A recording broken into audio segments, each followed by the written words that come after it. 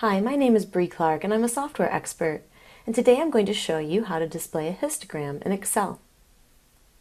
Now the first thing you need to do is make sure you have your Analysis Tool Pack add-in enabled.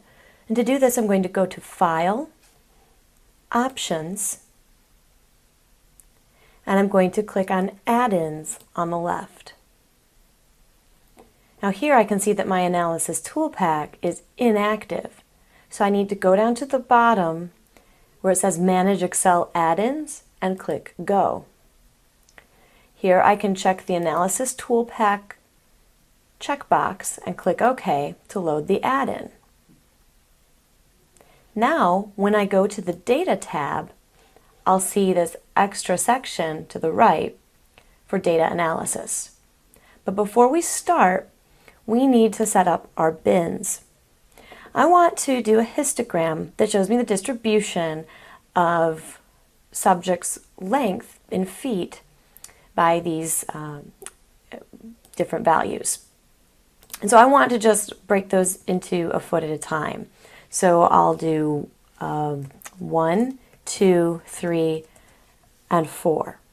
So this will go ahead and break them into buckets of 1 foot, 2 foot, 3 foot, and 4 foot, and then we'll see what it does with the rest of the values. So now let's begin. We'll click on Data Analysis and choose Histogram and click OK. And first we'll pick the input range. The input range is going to be all of these different lengths.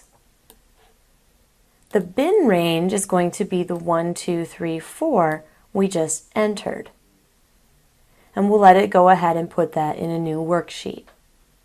We'll also get some chart output to see what that looks like and click OK.